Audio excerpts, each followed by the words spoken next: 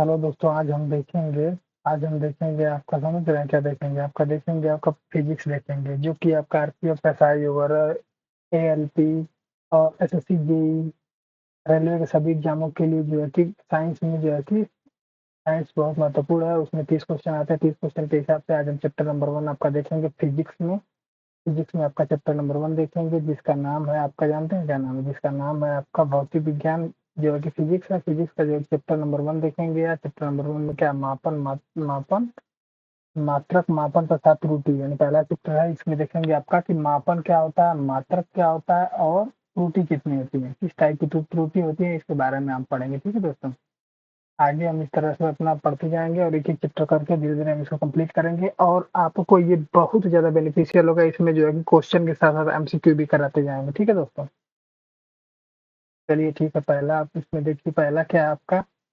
पहला आपका है, पहला फर्स्ट ऑफ ऑल इसका क्या, भौतिक राशियां। भौतिक राशियां क्या क्या होती है? भौतिक राशियां किसे कहते हैं? जिस राशि को जो है कि किसी, या तो किसी संख्या को किसी रूप में प्रकट करते हैं तो उसे भौतिक राशि बोलते हैं, या उसे उसे उसकी राशि बोलते हैं। उदाहरण के जनसंख्या, वस्तु की लंबाई, बंदूक वस्तु की लंबाई, जैसे एग्जाम्पल में आपका देखेंगे, जनसंख्या, वस्तु की लंबाई, प्रतिशत, वस्तु का भार, अंक आदि, जो है कि ये क्या होता है, भौतिक नियमों के जिन राशियों के पदों में व्यक्त किया जाता है उसे भौतिक राशियां कहते हैं। उदाहरण के लिए क्या, उदाहरण के लिए भौतिक राशियां देखिए, उदाहरण के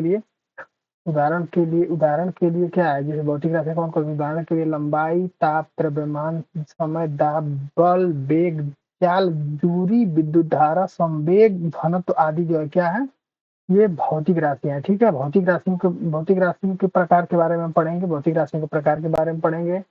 अभी देखिए, भौतिक राशियों के प्रकार के बारे में पढ़ेंगे। भौतिक राशियां जो है कि 3 प्रकार की होती हैं। पहला पढ़ेंगे हम, क्या पढ़ेंगे, भौतिक राशियां कितनी प्रकार की होती हैं, इसके आधार पर पढ़ेंगे। मात्रक तथा मापन के आधार पर पढ़ेंगे। भौतिक राशियां जो है कि 3 प्रकार की होती हैं। ठीक है, इसमें पहला आपका मूल राशि, दूसरा आपका होता है व्युत्पन्न राशि, ठीक है, तीसरा आपका होता है पूरक राशि। मूल राशि, व्युत्पन्न राशि तथा पूरक राशि है। ठीक है, अब इसमें जो है आपका ये देखिए, मूल राशि में क्या होता है, वे राशि जो अन्य राशियों से स्वतंत्र होती हैं तथा जिन्हें व्यक्त करने के लिए अन्य भौतिक राशियों की आवश्यकता नहीं होती, यानी जो सबसे स्वतंत्र होती है, किसी राशि की आवश्यकता उसमें नहीं होती, उसे मूल राशि बोलते हैं। जैसे मूल राशि कितनी होती है? 7 होती है। लंबाई, समय, ताप, द्रव्यमान, विद्युत धारा, ज्योति तीव्रता तथा पदार्थ की मात्रा। लंबाई, समय, ताप, द्रव्यमान, विद्युत धारा, ज्योति तीव्रता तथा पदार्थ की मात्रा, ये क्या है, मूल राशियां। ठीक, व्युत्पन्न राशियां किसे बोलते हैं? वे राशियां जो मूल राशियों की सहायता से प्राप्त होती है उसे व्युत्पन्न राशि कहते हैं। यानी इस राशि से, कहने का मतलब इससे जो मिल के प्राप्त होंगी उसे जो हम बोलेंगे, उसे बोलेंगे व्युत्पन्न राशि। ठीक है, इससे जो है कि जो बन के प्राप्त होगी उसे व्युत्पन्न राशि बोलेंगे। वे राशि जो मूल राशि की सहायता से उत्पन्न होती है उसे व्युत्पन्न राशि बोलते हैं। व्युत्पन्न राशि में क्या होता है? व्युत्पन्न राशि का उदाहरण क्या है? जैसे क्षेत्रफल, आयतन, दाब, चाल, त्वरण, बल, कार्य आदि जो है कि व्युत्पन्न राशि है। ठीक है दोस्तों, अब आगे नेक्स्ट आप देखिए, इसमें पूरक राशियां बोलते हैं। पूरक राशि, मूल राशि तथा व्युत्पन्न राशि को अतिरिक्त, यानी इन दोनों के अतिरिक्त जो है, मूल राशि तथा व्युत्पन्न राशि के अतिरिक्त अतिरिक्त एक राशि होती है, अतिरिक्त एक राशि होती है व्युत्पन्न राशि। दो अन्य राशियां होती हैं, दो अन्य भौतिक राशियां भी होती हैं, जो ना ही मूल राशियां, ना ही क्या है, व्युत्पन्न राशियां। जो इस पूरक राशियों में दो ऐसी भौतिक राशि हैं जो कि ना तो मूल राशि है और ना ही पूरक राशि है, यानी व्युत्पन्न राशि है। समझ रहे हैं, ना तो मूल राशि है ना तो व्युत्पन्न राशि है। वो क्या राशि है? उस राशि का नाम क्या है? उसको पूरक बोलते हैं। उसमें दो आते हैं, कौन कौन आते हैं दोनों? एक आते हैं समतल कोण, एक आता है धन कोण। समतल कोण और धन कोण आता है। ठीक है दोस्तों, ये किसके आधार पे था? मापन तथा मात्रक तथा मापन के आधार पे था। अब दूसरा आधार इसमें हम पढ़ेंगे, नेक्स्ट पढ़ेंगे दिशा तथा परिमाण के आधार पर। दिशा तथा परिमाण के आधार, मापन तथा मात्रा के आधार पर 3 प्रकार की हो गई। अब दिशा तथा परिमाण के आधार पर जब हम पढ़ेंगे, दिशा तथा परिमाण के आधार पर, तो जब दिशा तथा परिमाण के आधार पर जब हम पढ़ेंगे, तो दिशा तथा परिमाण के आधार पर देखिए, दिशा तथा परिमाण के आधार पर कौन कौन सी है? एक राशि अदिश राशि है और दूसरा आपका सदिश राशि है। दिशा और परिमाण के आधार पर, दिशा और परिमाण का मतलब है, जैसे मान लीजिए कहीं आप किसी शहर में जाना है, तो किसी शहर में जाने का मतलब, अगर हम आपसे बोलें कि मान लीजिए कि आपको 10 किलोमीटर क्या हो गया, परिमाण हो गया,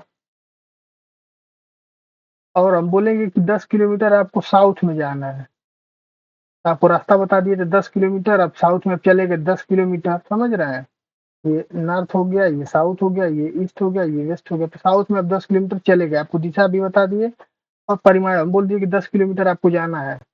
10 किलोमीटर आपको जाना है किसी नए स्थान पर जिसका कि हम दिशा नहीं बता रहे हैं। तो इसमें क्या बताया, हम केवल परिमाण बताए, और इसमें क्या बता रहे हैं, परिमाण और दिशा दोनों बता रहे हैं इस वाले में, ठीक है। तो उस हिसाब से आप देखेंगे अदिश राशि किसे बोलते हैं, वे भौतिक राशि जिन्हें व्यक्त करने के लिए केवल परिमाण यानी मैग्नीट्यूड की आवश्यकता होती है, यानी केवल बस हम इसमें दूरी बता देंगे, 10 किलोमीटर जाना है, किधर जाना है, नहीं बताएंगे, तो कौन सी राशि हो जाएगी, अदिश राशि हो जाएगी, समझ रहे हैं। अदिश जो होता है केवल परिमाण की आवश्यकता होती है, दिशा की नहीं, अदिश राशियां कहलाती है। जैसे एग्जाम्पल में देखिए, एग्जाम्पल में क्या है आपका, एग्जाम्पल में आपका जैसे दूरी, चाल, द्रव्यमान, आयतन, घनत्व, कार्यताप, विद्युत धारा, समय, ऊर्जा, शक्ति, दाब, आवृत्ति, आवेश, उष्मा, विभव, विभीष, उष्मा आदि आते हैं, ठीक है दोस्तों।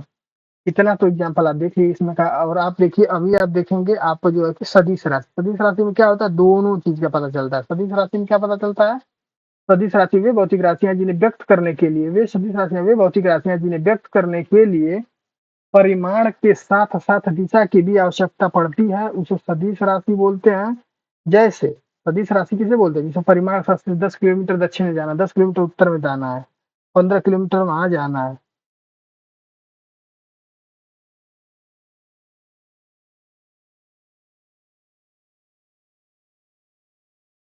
15 किलोमीटर वहां जाना है, ठीक है। तो कहने का मतलब है 15 किलोमीटर पश्चिम जाना है, उत्तर जाना है, दक्षिण जाना है, अगर दिशा बताने के साथ साथ हम परिमाण के साथ साथ, तो सदिश राशि होती है, ठीक है। सदिश राशि है,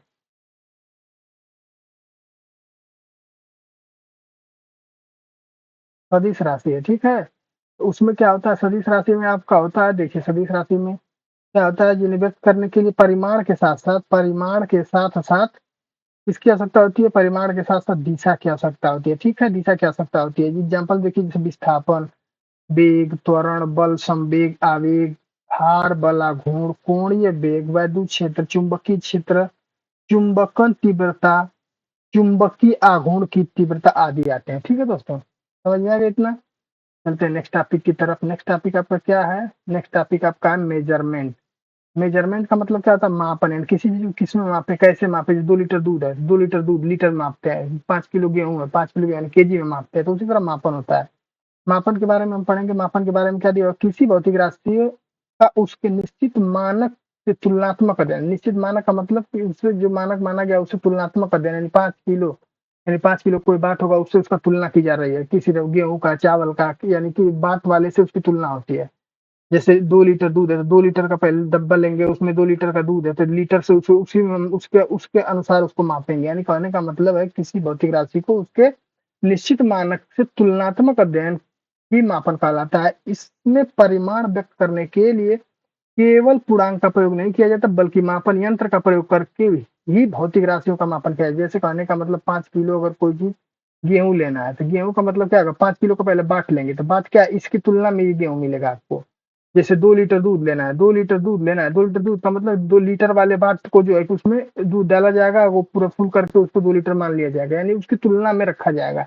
इसके लिए यंत्र का इस्तेमाल होता है, समझ रहे दोस्तों। इसके लिए यंत्र का इस्तेमाल होता है, इसको बोलते हैं मापन, ठीक है। अब मापन के बारे में थोड़ा सा और विस्तृत जानकारी लेंगे, समझ रहे हैं। मापन के बारे में थोड़ा सा और विस्तृत जानकारी लेंगे, जैसे देखिए, मापन में प्रत्येक भौतिक राशि को मापन के लिए निम्नलिखित 2 कारकों की आवश्यकता होती है। कौन कौन कारक है, भौतिक राशि का अंकित अंकित मान अर्थात परिमाण, यानी पहला क्या आपका परिमाण, परिमाण की आवश्यकता होती है, यह एक शुद्ध संख्या है, ठीक। और भौतिक राशि को मापने के लिए स्वेच्छा से चुना गया एक मानक या मात्रक, मानक का मतलब 5 किलो का बाट, 10 किलो का बाट, या मात्रक वाला या शुद्ध संख्या वाला 1 लीटर दूध, 2 लीटर दूध, यानी लीटर या संख्या मानक मात्रक वाला, ठीक है दोस्तों, समझ में आ रहा है। आगे देखिए, आप इसके बाद पढ़ेंगे, आप मात्रक के बारे में पढ़ेंगे, मात्रक किस चीज का मात्रक क्या होता है, मात्रक के बारे में पढ़ेंगे, ठीक है। मात्रक, मात्रक प्रत्येक भौतिक राशि को मापने के लिए स्वेच्छा से चुने गए किसी निश्चित परिमाण के मात्रक को मात्रक कहते हैं। उदाहरण के लिए बल जो होता है, बल मान लीजिए बल है 1 न्यूटन, बल का मात्रक क्या होता है, न्यूटन होता है। जैसे बल एफ बराबर दल, तो 10 न्यूटन अगर हम बोलेंगे तो 10 क्या है, 10 ये दर्शाता है कि न्यूटन बल दिए गए मात्रक के 10 गुना है, यानी किसी मात्रक का 10 गुना है। 100 क्या है, किसी मात्रक का 100 गुना है, यानी उसको उसकी रिस्पेक्ट में उसको जो दिखा रहा है, ठीक है दोस्तों, उसी की रिस्पेक्ट में उसको बता रहा है, ठीक है। आगे देखिए, आगे हम पढ़ेंगे आपका मूल मात्रक, ठीक है। हम पढ़ेंगे आपका मूल मात्रक, मूल मात्रक किसे बोलते हैं, fundamental of are basis unit, fundamental of base unit, ठीक है। मूल मात्रक किसे कहते हैं, मूल मात्रक कहते हैं जिसे मूल मात्रक कहते हैं मूल राशियों के मात्रक, मूल मात्रक कहलाते हैं, मूल राशियों के मात्रक मूल मात्रक कहलाते हैं वे मात्रक जो स्वतंत्र होते हैं, अर्थात जो अन्य मात्रकों पर निर्भर नहीं करते हैं। मूल मात्रक किसे बोलते हैं?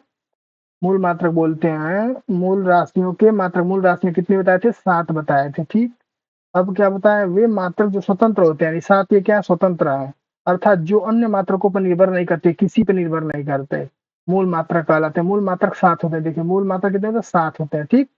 Metre, kilogram, second, ampere, kelvin, candela तथा मोल, यानी इन मात्रकों को भौतिक राशियों के मानकों के लिए जाता है जो एक दूसरे के स्वतंत्र होते हैं, तथा इनके बारे में थोड़ा सा और अध्ययन करेंगे। जैसे देखिए प्रारंभ में केवल मीटर है, मीटर है, किलोग्राम है, सेकेंड है, ही मुख्य मात्रक होते हैं थे, लेकिन बाद में एम्पियर को बीच में ऐड कर लिया गया, विद्युत धारा का मात्रक है, केल्विन भी ऐड कर दिया गया, ताप का मात्रक है, कैंडिला भी ज्योति तीव्रता का मात्रक है, और मोल जो है पदार्थ की मात्रा के मात्रकों के मूल मात्रकों में शामिल कर लिया गया था। यानी कहने का मतलब ये बाद में कर लिया गया था, ठीक है दोस्तों।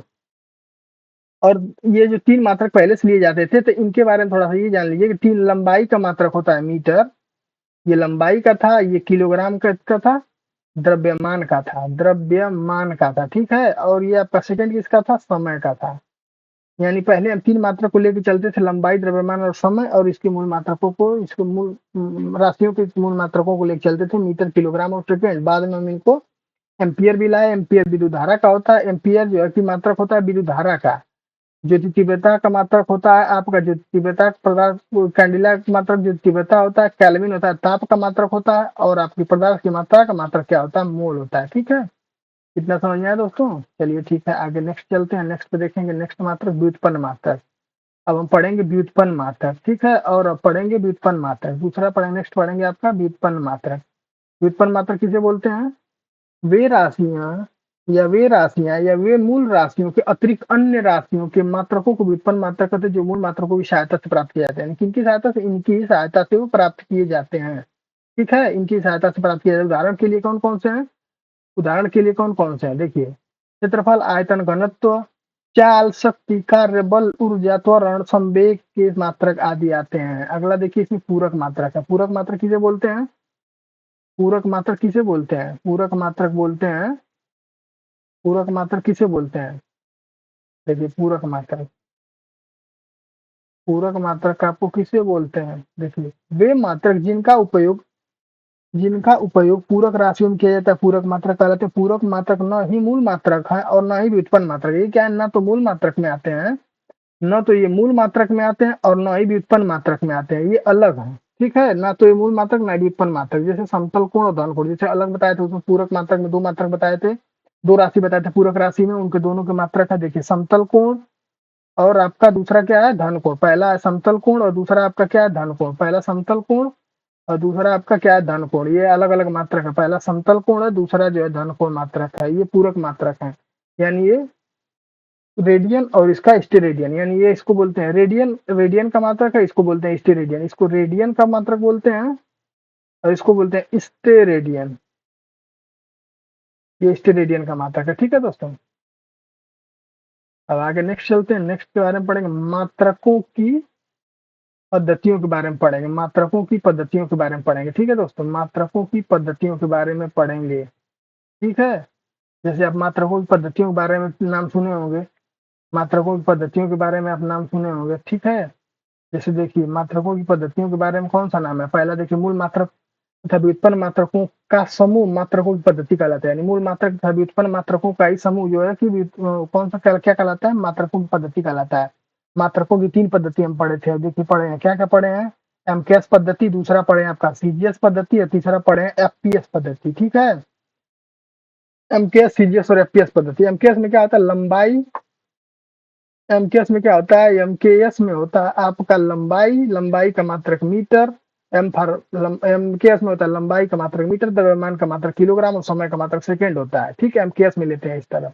और फिर सीजीएस में यही क्या लेते हैं? लंबाई का मात्रक क्या लेते हैं? लंबाई का मात्रक सेंटीमीटर लेते हैं, सी फॉर सेंटीमीटर, जी फॉर देखिए ग्राफ, द्रव्यमान का मात्रक ग्राफ लेते हैं या ग्राम लेते हैं, द्रव्यमान का मात्रक क्या लेते हैं? ग्राम लेते हैं, तो समय का मात्रक सेकेंड लेते हैं। इससे देखिए समय का मात्रक दोनों में सेम रहता है, ठीक। इस पद्धति को गॉसियन पद्धति भी कहते हैं। इस पद्धति को क्या बोलते हैं? इस पद्धति को बोलते हैं इस पद्धति को क्या बोलते हैं? इस पद्धति को गासियन पद्धति भी बोलते हैं। इस पद्धति को क्या बोलते हैं?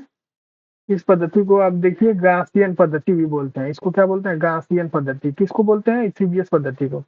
और आगे देखिए नोट में करके लिखिए एमकेएस और सीजीएस पद्धति को, एमकेएस तथा सीजीएस पद्धति को मीट्रिक तथा डेसिमल पद्धति बोलते हैं। एमकेएस को क्या बोलते हैं? मीट्रिक, और सीजीएस को बोलते हैं डेसिमल पद्धति। ठीक है, मोस्ट इंपॉर्टेंट क्वेश्चन है ये। एमकेएस और सीजीएस को क्या बोलते हैं? एमकेएस को बोलते हैं मीट्रिक और मीट्रिक तथा डेसिमल पद्धति।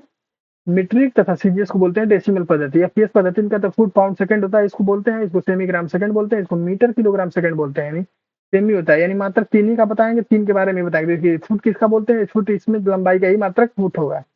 एफपीएस में लंबाई जो मापेंगे वो फुट मापेंगे, द्रव्यमान को जो मापेंगे वो पाउंड में मापेंगे, और समय को जो मापेंगे सेकंड मापेंगे। यानी इसमें कॉमन क्या बात रही है? कॉमन इसमें रही है कि जो है कि सेकंड, सेकंड में जो है समय का मात्रक तीनों में सेम रहता है। ब्रिटिश पद्धति से लिया गया, ये ब्रिटिश पद्धति का है। ये देखिए ये क्या है? ये ब्रिटिश पद्धति इसको बोलते हैं। सीजीएस एफपीएस को क्या बोलते हैं? ब्रिटिश पद्धति। सीजीएस को बोलते हैं गासियन पद्धति। एमकेएस को कोई पद्धति नहीं बोलते। एमकेएस को में मीटर किलोग्राम और सेकंड बोलते हैं। एमकेएस मीटर किलोग्राम और सेकंड, इन तीन मात्रक को लेकर चलते हैं, उसके बाद बाकी उससे उत्पन्न करते हैं उस मात्रकों को। ठीक है, आगे हम इसको आगे पढ़ेंगे, आगे देखते हैं। आगे नेक्स्ट आप चलेंगे। नेक्स्ट अंतर्राष्ट्रीय पद्धति एक आता है जिसको एसआई यूनिट बोलते हैं। ठीक है, अंतर्राष्ट्रीय पद्धति के बारे में पढ़ेंगे जिसका बोलते हैं एसआई यूनिट। एसआई यूनिट का नाम सभी सुने हैं। 1860 में 1860 में जो है कि मापतौल की अंतर्राष्ट्रीय समिति ने मात्रकों की एक पद्धति निश्चित की, जिसे मात्रकों की अंतर्राष्ट्रीय पद्धति कहते हैं, तथा संक्षेप में इसे एसआई मात्रक से प्रदर्शित करते हैं, तथा यह प्रणाली एमकेएस पद्धति का सुधरा हुआ रूप है। इस पद्धति के 7 मूल राशियां तथा 2 पूरक राशियां हैं। 7 मूल राशि तथा 2 पूरक राशियां हैं। ठीक है, इस पद्धति में 7 मूल राशि तथा 2 पूरक राशियां। देखिए 7 मूल राशि तथा 2 पूरक राशियों के बारे में पढ़ाएंगे। ठीक है, देखिए ये यहाँ तक देखिए। ठीक है, अब आपको हम सातों के बारे में बता रहे हैं धीरे धीरे। देखिए ध्यान से देखिएगा। एक राशि लंबाई है, दूसरा द्रव्यमान है, तीसरा समय है, चौथा विद्युत धारा है, पांचवा आपका ताप है, छठवां आपका ज्योति तीव्रता है, सातवां आपकी पदार्थ की मात्रा है। ठीक है, ये राशि हो गई। ठीक है, मूल राशि हो गई। अब इसके बारे में आप देखिए, इसके जो है कि आप देखिए इसके मात्रक कौन कौन से। देखिए लंबाई के मात्रक मीटर, इसके मात्रक द्रव्यमान का मात्रक किलोग्राम, और समय का मात्रक सेकंड, विद्युत धारा का मात्रक एम्पियर होता है, ताप का मात्रक केल्विन होता है, और ज्योति तीव्रता का मात्रक कैंडिला होता है। मोल जो होता है पदार्थ की मात्रा का मात्रक मात्रक मोल होता है। इसको आपको इतना पढ़ा चुके हैं आप। अब इसके बारे में एक चीज और पढ़ाना बाकी है। इसमें क्या है, इसको डिनोट किस तरह से करते हैं, मतलब किस पद्धति से प्रदर्शित करते हैं। देखिए किलोग्राम को एम से, द्रव्यमान को लंबाई, अरे किलो में लंबाई के मात्रक मीटर को एम से, द्रव्यमान को किलोग्राम को केजी से, समय को सेकेंड से, और एम्पियर को कैपिटल ए से, और केल्विन को के से, और ज्योति तीव्रता का मात्रक जो कैंडिला उसको सीडी से, और पदार्थ की मात्रा का जो मात्रक मोल है उसे एमओएल से प्रदर्शित करते हैं। इतना आपके लिए बेनिफिशियल है। बाकी बाकी सारी चीजें लिखी हुई, आप इसका स्क्रीनशॉट ले सकते हैं, चाहे इसके बारे में पढ़ सकते हैं।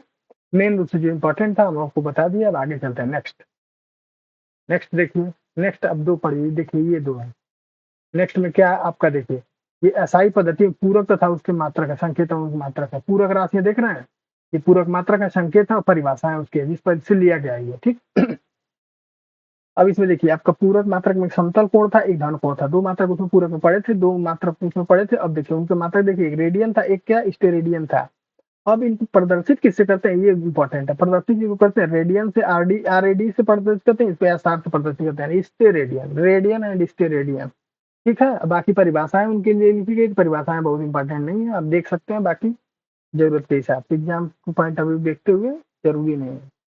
आगे आप नेक्स्ट देखिए। अब व्युत्पन्न राशियों के बारे में पढ़ेंगे। अब क्या पढ़ेंगे हम, अब पढ़ेंगे हम व्युत्पन्न राशियों के बारे में। व्युत्पन्न राशि बहुत अनेकों है। व्युत्पन्न राशि कितनी अनेकों है, उसके बारे में हम पढ़ेंगे। ठीक है, जैसे देखिए भौतिक राशियां इधर दे दिया, इधर सूत्र दे दिया उसका, और इधर एसआई मात्रक दे दिया। ठीक है, अब तीनों के बारे में पढ़ते जाएंगे जल्दी जल्दी से, ताकि हमारे लिए एग्जाम के पॉइंट ऑफ व्यू से बेनिफिशियल हो सके। ठीक है, देखिए अब हम यहाँ पढ़ेंगे आपका आयतन। आयत का क्षेत्रफल क्या होता है, लंबाई गुणा चौड़ाई, इसका सूत्र होता है, और उसका मीटर स्क्वायर जो होता है मात्रक होता है। वर्ग का क्षेत्रफल क्या होता है, भुजा का स्क्वायर होता है, और उसका मीटर स्क्वायर मात्रक होता है। त्रिभुज का क्षेत्रफल क्या होता है, 1/2 आधार गुणा ऊंचाई, आप सभी जानते हैं, इसका मात्रक होता है मीटर स्क्वायर ही होता है। घनत्व का मात्रक जो द्रव्यमान बटे आयतन, द्रव्यमान का मात्रक किलोग्राम, और आयतन का मात्रक पर मीटर क्यूब, इसको लिखा गया है किलो मीटर क्यूब को -3 ठीक, तो वही होता है पर मीटर क्यूब। त्वरण बोलते हैं जिसको, वेग परिवर्तन दर को त्वरण कहते हैं। वेग परिवर्तन का मतलब होता है इनिशियल और माइनस फाइनल, या फाइनल वेग minus initial divide by T, यानी समय, उसको बोलते हैं मीटर पर सेकंड स्क्वायर इसको बोलते हैं। दाब का मात्रक क्या होता है? दाब का मात्रक होता है आपका न्यूटन मीटर स्क्वायर या न्यूटन पर मीटर स्क्वायर या पास्कल। इसका बल बटा क्षेत्रफल इसका फार्मूला होता है। कार्य ऊर्जा, कार्य मतलब ऊर्जा या द्रव्यमान गुणे गुरुत्व त्वरण गुणे ऊंचाई, mgh। mgh कार्य वर्क या एनर्जी, mgh जिसको बोलते हैं, इसका न्यूटन मीटर या फिर जूल बोलते हैं इसका कार्य का ऐसा यूनिट। शक्ति यानी पावर, कार्य बटे समय यानी कार्य बटे समय जूल पर सेकंड बोलते हैं, उसका वाट बोलते हैं। आवेग बराबर क्या होता है? बल गुणे समय। आवेग का मतलब होता है बल गुणे समय। आवेग बराबर होता है एफ इंटू टी बोलते हैं इसको। आवेग आवेग आवेग और संवेग अलग होता है, एम भी बोलते हैं। संवेग पी बराबर बोलते हैं एम भी। ये आवेग है, बल इंटू समय बोलते हैं इसको, ठीक है। अब आगे देखिए, इसका मात्रक होता है न्यूटन सेकंड होता है। समकोण का मात्रक क्या होता है? चाप बटे त्रिज्या यानी रेडियन होता है। और आपका वेग का मात्रक क्या होता है? विस्थापन बटे समय यानी मीटर मीटर पर सेकंड होता है। और आपका घनाभ का आयतन क्या होता है? लंबाई गुणे चौड़ाई गुणे ऊंचाई होता है, इसका मीटर क्यूब होता है। बल का मात्रक क्या होता है? बल बराबर एफ बराबर एम ए होता है, यानी फोर द्रव्यमान इंटू एफ बराबर एम ए द्रव्यमान इंटू त्वरण होता है, यानी केजी मीटर पर सेकंड स्क्वायर या न्यूटन इसको बोलते हैं। केजी मीटर पर सेकंड स्क्वायर या न्यूटन बोलते हैं, ठीक है। आगे नेक्स्ट देखिए, इसके आगे नेक्स्ट देखते हैं हम। नेक्स्ट देखेंगे आपका क्या है? नेक्स्ट देखेंगे रेखीय संवेग यानी लीनियर मोमेंटम बोलेंगे जिसको, द्रव्यमान गुणे रेखीय वेग यानी किलोग्राम मीटर पर सेकेंड। या प्रतिबल देखेंगे, प्रतिबल और बल बटा क्षेत्रफल न्यूटन पर मीटर स्क्वायर इसको बोलते हैं। प्रतिबल बल बटा क्षेत्रफल न्यूटन पर मीटर स्क्वायर बोलते हैं, ठीक है। अब आगे फिर हम इसमें देखेंगे, आगे आपका देखेंगे, आगे क्या देखेंगे? लंबाई, द्रव्यमान तथा समय में प्रयोगात्मक मात्रा यानी कौन कौन से मात्रक है। ये मात्रक बहुत इंपॉर्टेंट है, इसके बारे में आप एकदम बेसिक रूप से और बेहतरीन तरीके से देखते जाइएगा। ये बहुत जरूरी है, इस मात्रा के बारे में जितना मात्रा आपको दिखा रहा है इतना जरूरी है, इसको आप देख लीजिएगा, ठीक है। आप इसमें देखिए, पहला लंबाई में प्रयोगात्मक मात्रा के बारे में पढ़ेंगे, द्रव्यमान में पढ़ेंगे और समय में पढ़ेंगे। तीन के बारे में ही पढ़ेंगे, लंबाई, द्रव्यमान और समय। देखिए लंबाई में कौन कौन से आते हैं? एक एंगस्ट्रॉम बराबर 10⁻⁻10 मीटर। और एक नैनोमीटर बराबर, सब लंबाई की मात्रक है, 10⁻9 नैनोमीटर। ये है एक माइक्रोमीटर बराबर क्या होता है? 10⁻6 मीटर। एक मिलीमीटर बराबर क्या होता है? 10⁻3 मीटर। एक सेंटीमीटर बराबर क्या होता है? 10⁻2 मीटर। एक किलोग्राम बराबर होता है 10⁻3 मीटर। एक टेरोमीटर बराबर क्या होता है? 10⁻12 मीटर। एक प्रकाश वर्ष बराबर होता है 9.46 × 10⁻15 मीटर। 9.46 × 10⁻15 मीटर होता है, ठीक।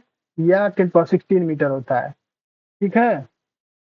ये होता है। आगे देखिए, एक खगोलीय मात्रक, एक एयू बराबर यानी 1.5 × 10⁻11 मीटर। खगोलीय दूरी जो प्रकार जो पिंड उनके बारे में या फिर जो ग्रहों की गति वगैरह के बारे में उसकी दूरी याद करने के लिए होता है खगोलीय मात्रक।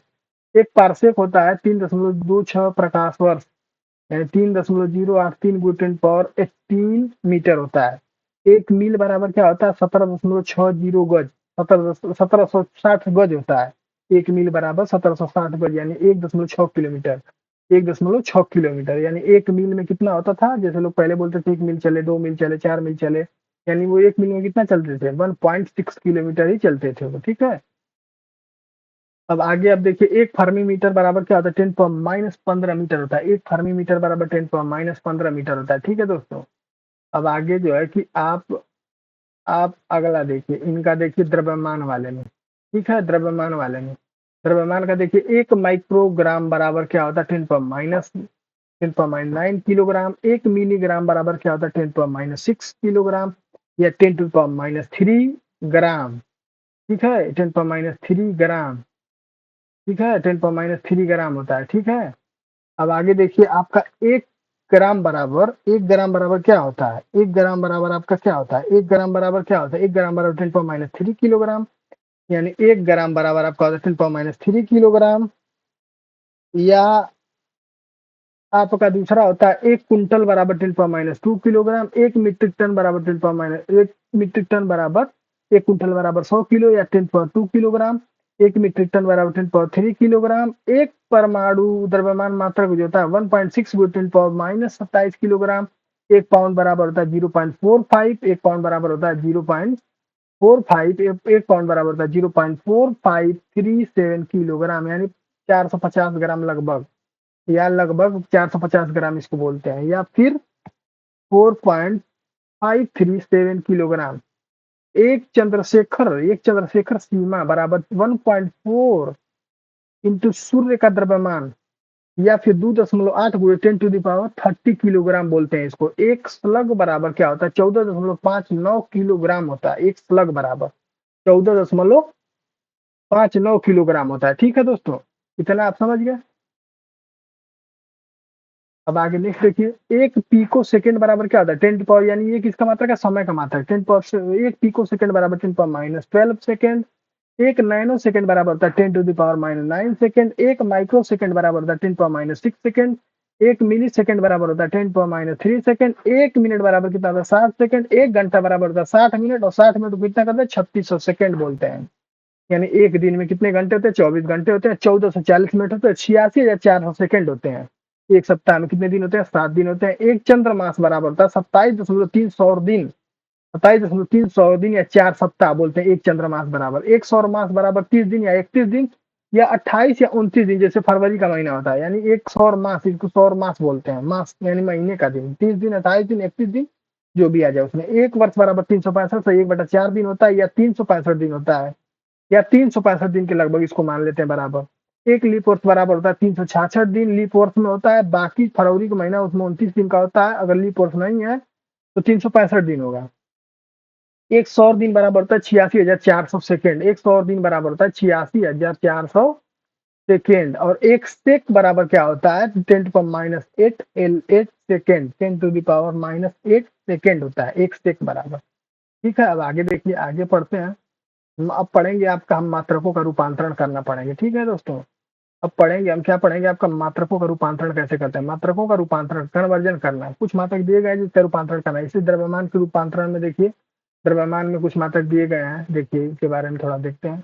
10 मिलीग्राम को बताना है तो 0.1 ग्राम, या फिर 0.1543 ग्रेन, या फिर 10⁻4 किलोग्राम बोलते हैं। यानी 1000 ग्राम बराबर 1 किलोग्राम बराबर 2.205 पाउंड, यानी 1000 किलोग्राम बराबर 1 टन बराबर 19.688 सेकेंड द्रव्यमान होता है। ठीक है, अब आगे देखिए, आगे कन्वर्जन के बारे में थोड़ा सा पढ़ेंगे। ये कन्वर्जन भी बहुत आता है, इंपॉर्टेंट है, बहुत आता है एग्जाम में। लंबाई के रूप में कन्वर्जन करेंगे तो कौन सा? 10 मिलीग्राम बराबर 1 सेकंड या 1 सेमी होता है। ये फिर 0.394 या लगभग 0.4 ले लेंगे इसको। 0.394 या लगभग 4 ले लेंगे इसको, जो कि होता है लगभग जो है कितना होता है? ठीक है, लगभग इतना ही होता है।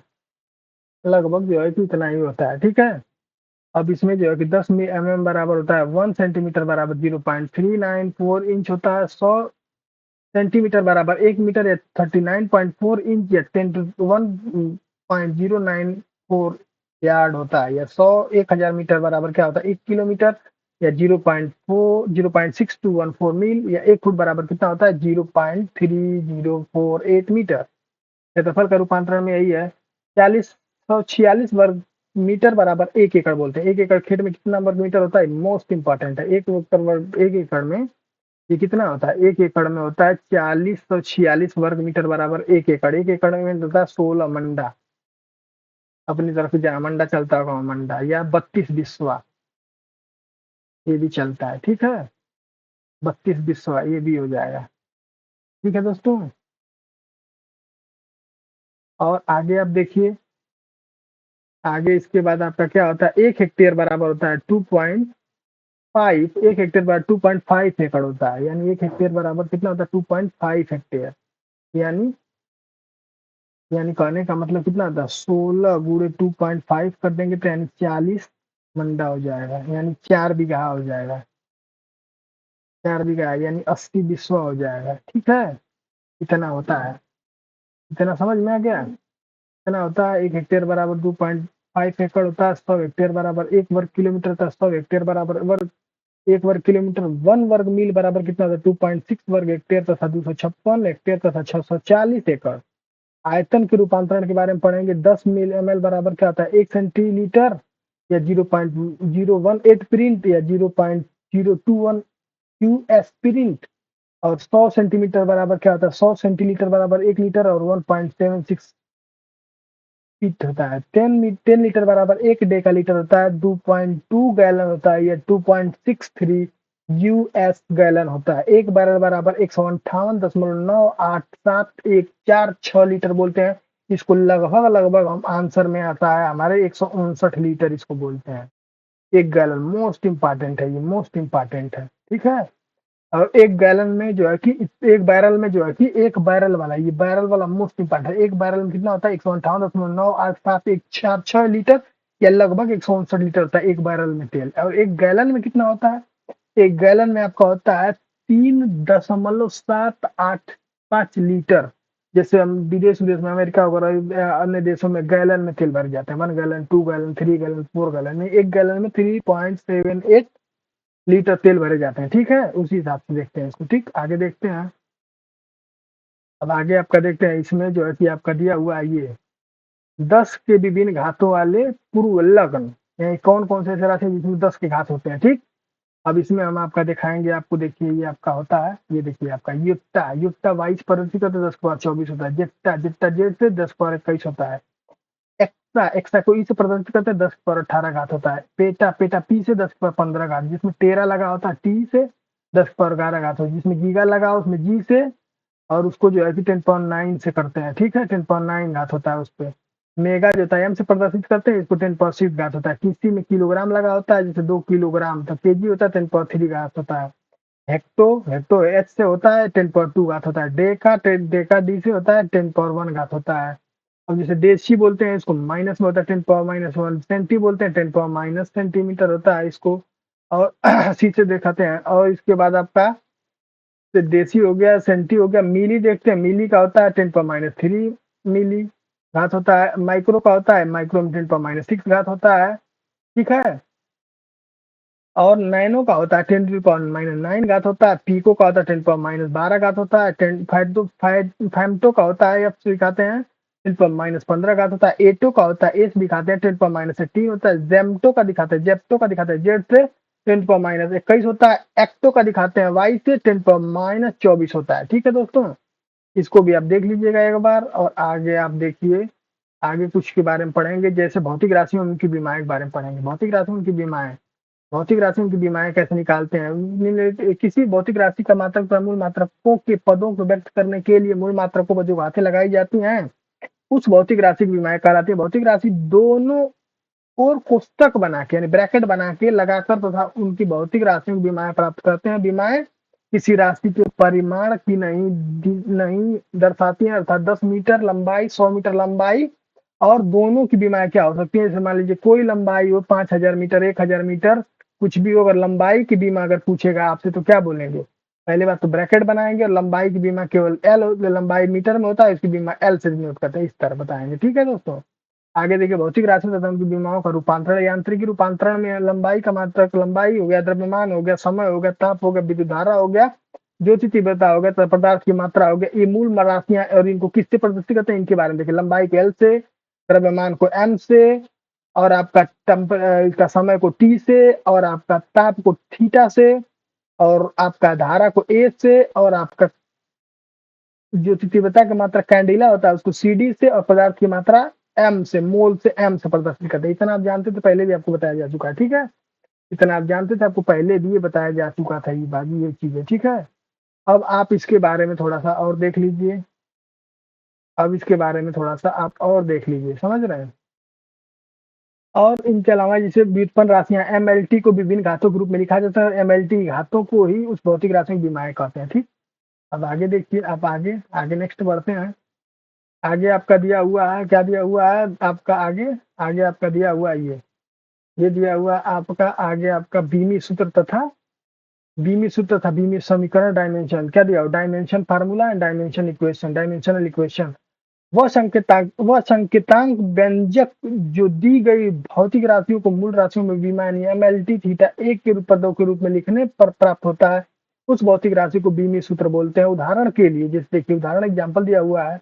बीमी सूत्र एम एल स्क्वायर टी पर -2 है। यह मूल राशि द्रव्यमान, लंबाई तथा समय के बीमी सूत्र एम एल टी पर निर्भर करता है। डब्ल्यू बराबर होता है एम एल टी पर -2 का, यानी कार्य का बीमी समीकरण, यानी चाल बराबर दूरी बटे समय, यानी क्या होता है, चाल का मतलब होता है चाल बराबर दूरी बटे समय, यानी दूरी का होता है लेंथ, और इसका होता है समय टी, यानी इसका बीमी सूत्र हो जाएगा एल अब बटे टी। अगर बटे में है तो इसको ऊपर ले जाएंगे तो एल टी पर -1 घात लगा देंगे, और इसी तरह बंद कर देंगे। यही होता है इसका बीमी सूत्र। द्रव्यमान का भी उसी तरह होता है।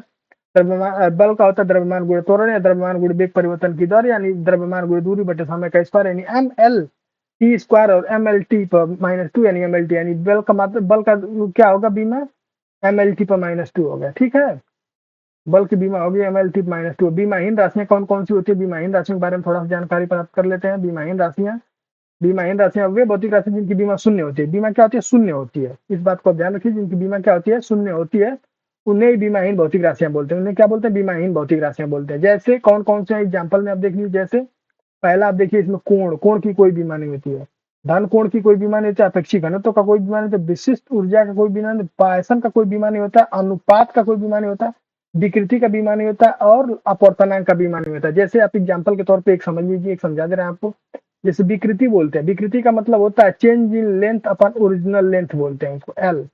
ठीक, विकृति बराबर होता है चेंज इन लेंथ बराबर ओरिजिनल लेंथ होता है। चेंज इन लेंथ का मात्रक है लेंथ, लंबाई का मात्रक ही क्या होगा, लंबाई का मात्रक एल, इस लंबाई का भी मात्रक क्या होगा, एल।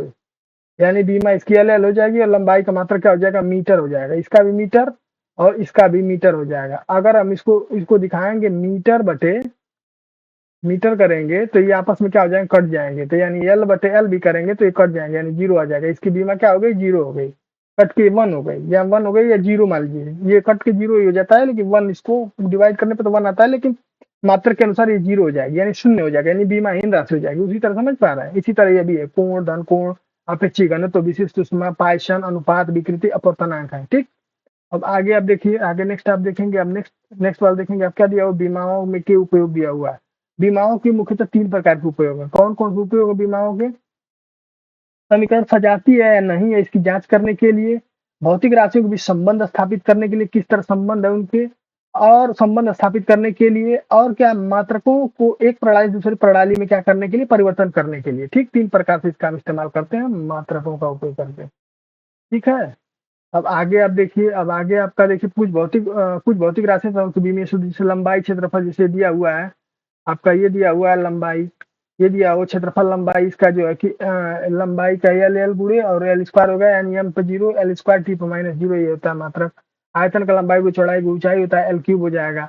वेग विस्थापन बटे समय होता है एल अपन एल इंटू क्या हो जाए, एल टी पे -1 आ जाएगा। इस तरह हो गया बीमा। इसकी त्वरण की बीमा क्या हो जाएगी, एल टी पे -1 अपन टी, यानी एल टी पे -2 हो जाएगा। इस तरह इसको प्रदर्शित करते हैं मीटर पर सेकंड स्क्वायर। और ये बल का बराबर और द्रव्यमान गुणे त्वरण होता है, द्रव्यमान का मात्रक मीटर, त्वरण का मात्रक एल टी पे -2, यानी इसको जो ऊपर करेंगे तो गुणे में है तो सामने करेंगे तो एम एल टी पे -2 हो जाएगा। इस तरह करके इसका मात्रक निकालेंगे। कार्य का मात्रक बल गुणे विस्थापन होता है एम एल टी पे -2, यानी एल टू एल, यानी एम एल स्क्वायर टी पे -2 हो जाएगा। ठीक है, इस तरह करके इसका मात्रक जूल हो जाता है। गतिज ऊर्जा का मात्रक हाफ एम बी स्क्वायर होता है, इसको एम एल टी पे -1 और का होल स्क्वायर इसका है, तो होल स्क्वायर कर देंगे तो एम एल स्क्वायर टी पे -2 हो जाएगा। इसका मात्रक होता है किलोग्राम मीटर स्क्वायर पर सेकंड स्क्वायर, या जूल होता है। इसी तरह स्थिति ऊर्जा के एम जी एच बोलते हैं। एम जी एच का मतलब होता है द्रव्यमान, त्वरण और गति त्वरण। एम और एल त्वरण का मात्रक होता है एल टी पे -2, और एल होता है, यानी इसका बीमी सूत्र हो जाएगा कितना, एम एल स्क्वायर टी -2, यानी किलोग्राम मीटर स्क्वायर पर सेकंड स्क्वायर, या जूल इसको बोलते हैं। घनत्व पर द्रव्यमान बटे आयतन, द्रव्यमान का मात्रक होता है एम से इसको डिनोट करते हैं, इसको बीमा इसकी होती है। और आयतन का होता है एल क्यूब, यानी आयतन का होता है एल क्यूब, एल क्यूब का एम एल पर -3 और टी पे 0 हो जाएगा, यानी किलोग्राम पर मीटर क्यूब हो जाएगा। समझ पा रहे हैं। इसी तरह करके होता है ये कोण और चाप का होता है। कोण बराबर क्या होता है, कोण बराबर क्या होता है आपका, चाप बटे त्रिज्या। चाप बीमाहीन राशि है, देखिए कोण बराबर क्या होगा, चाप बटे त्रिज्या। चाप का मात्रक भी वही होता है और त्रिज्या का मात्रक भी वही होता है, सेम टू सेम होता है। यानी कुल मिला के इसका एम एल टी पे -0, एम एल टी पे 0, एम पे 0, डेल पे 0, टी पे 0, यानी इसका मात्रक केवल रेडियन होता है, लेकिन इसका बीमा नहीं होता है। समझ पा रहे, इसका मात्रक रेडियन हो जाएगा, लेकिन इसकी बीमा नहीं होगी, क्योंकि सेम सेम रहेंगे दोनों का, रेडियन बटे रेडियन बराबर वही कट जाएगा आपस में। समझ पा रहे हैं। अब देखिए कुछ वैज्ञानिक यंत्र तथा उनके उनके प्रयोग, कुछ वैज्ञानिक यंत्र तथा उनके प्रयोग, कुछ मुख्य रूप से वैज्ञानिक यंत्र तथा उनके प्रयोग हैं। देखिए देखिए क्या है इसमें के बारे में आप पढ़े, कुछ वैज्ञानिक हैं जो कि उनके प्रयोग हैं। ठीक है, कुछ वैज्ञानिक और उनके प्रयोग हैं। ठीक है, जैसे अल्टीमीटर। अल्टीमीटर क्या बोलते हैं, विमानों की ऊंचाई ज्ञात करने के लिए अल्टीमीटर का उपयोग क्या करते हैं, विमानों की ऊंचाई ज्ञात करने के लिए करते हैं। अल्टीमीटर अमीटर क्या करते हैं, विद्युत धारा को एम्पियर मापने के लिए प्रयोग करते हैं। ऑडियोमीटर का इस्तेमाल कर ध्वनि की तीव्रता मापने के लिए प्रयोग किया जाता है। एनियोमीटर किसके लिए इस्तेमाल करते हैं, वायु की गति तथा दिशा मापने के लिए प्रयुक्त यंत्र है। बैरोमीटर क्या होता है, वायुमंडलीय दाब मापने के लिए होता है। बाइनोकुलर क्या होता है, वस्तुओं को आवर्तित कर दिखाने के वाला यंत्र होता है। ब्यूरेट क्या होता है? द्रव्य के आयतन की अधिकतम क्षमता मापता है। कैलोरीमीटर क्या होता है? ऊष्मा की मात्रा को मापता है। तथा कार्डियोमीटर क्या होता है? मनुष्य के हृदय की गति को मापने के लिए कार्डियोमीटर का इस्तेमाल किया जाता है। ठीक है। अब आगे फिर देखिए इसमें, आगे आपका है चित्तदर्शी। चित्तदर्शी फिल्म और अपारदर्शी पदार्थों के बिंब को पर्दे पर प्रक्षेपित करने वाला यंत्र है। डायनमो क्या होता है? डायनमो से होता है जो कि यांत्रिक ऊर्जा को विद्युत ऊर्जा में बदलता है। डायनमोमीटर क्या होता है? इंजन द्वारा उत्पन्न की गई शक्ति मापने का प्रयत्न किया जाता है। डायनमोमीटर यानी इंजन द्वारा, और डायनमो केवल क्या करता है? यांत्रिक ऊर्जा को विद्युत ऊर्जा में बदलता है। और जो है कि डायनमोमीटर क्या करता है? इंजन द्वारा उत्पन्न की गई शक्ति को अपने उत्पन्न द्वारा की गई, डायनामोमीटर जो है इंजन द्वारा उत्पन्न की गई शक्ति मापने का यंत्र है।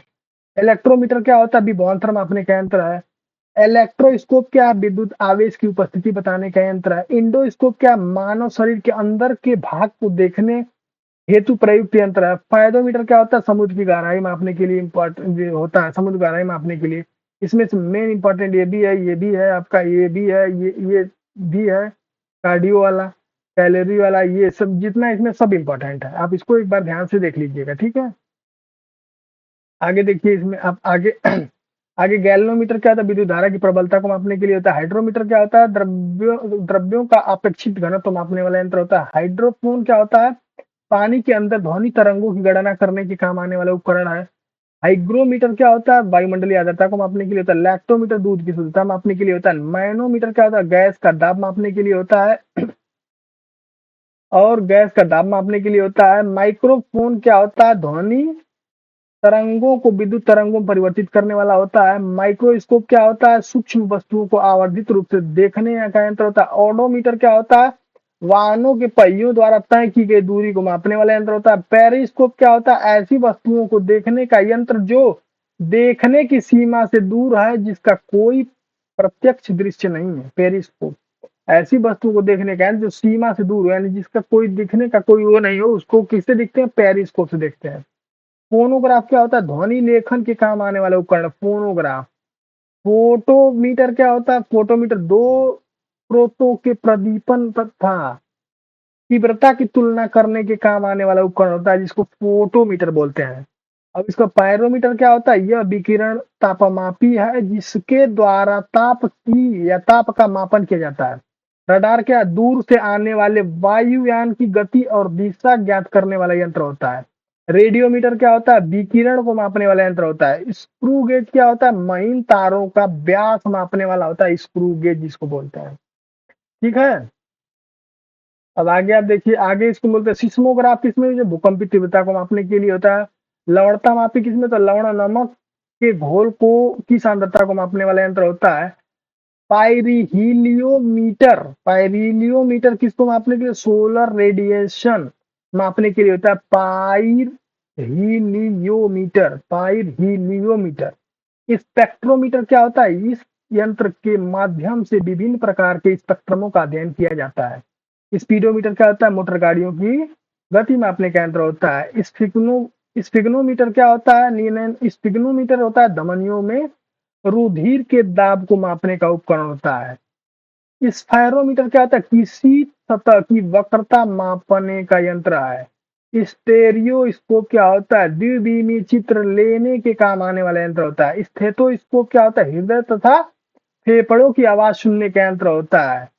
स्ट्रो स्ट्रोबोक स्ट्रोबोस्कोप स्ट्रोबोस्कोप क्या होता है? आवर्तित गति से घूमने वाली वस्तुओं की चाल ज्ञात करने का उपकरण। टैकोमीटर क्या होता है? वायुयान की गति को मापने वाला यंत्र, टैकोमीटर। टेलीस्कोप क्या होता है? टेलीस्कोप होता है दूरस्थ चीजों को नजदीक देखने वाला यंत्र। थर्मोमीटर होता है मानव शरीर के तापमान मापने के लिए। थर्मोस्टेट क्या होता है? स्थिर तापमान को संचालित रखने वाला यंत्र। वोल्टमीटर क्या होता है? दोनों बिंदुओं के आवेश भिन्नता को मापने वाला यंत्र। आगे देखिए, वर्नियर कैलिपर्स के बारे में आप जानते हैं, मोस्ट इंपॉर्टेंट है। ये किसके काम आता है? ये आता है शुद्ध लंबाई को मापने वाला यंत्र, वर्नियर कैलिपर जिसको बोलते हैं। ठीक है। अब कुछ भौतिक राशि तथा उनके योगदान के बारे में पढ़ लेते हैं। ठीक है। उसमें देखिए आर्कमिडीज क्या है? ग्रीक उत्प्लावन बल का सिद्धांत उन्होंने दिया था। आर्कमिडीज क्या है? उत्प्लावन बल का जो है सिद्धांत उन्होंने दिया था। आर्किमिडीज उत्प्लावन बल का सिद्धांत उन्होंने दिया था। ठीक है, आर्किमिडीज क्या किए थे, उत्प्लावन बल को जो है कि उन्होंने दिया था, उत्प्लावन बल के बारे में। ठीक है, और आपका उत्प्लावन बल का सिद्धांत, उत्तोलक का सिद्धांत दिए थे। गैलीलियो क्या किए थे, जड़त्व का नियम दिए थे।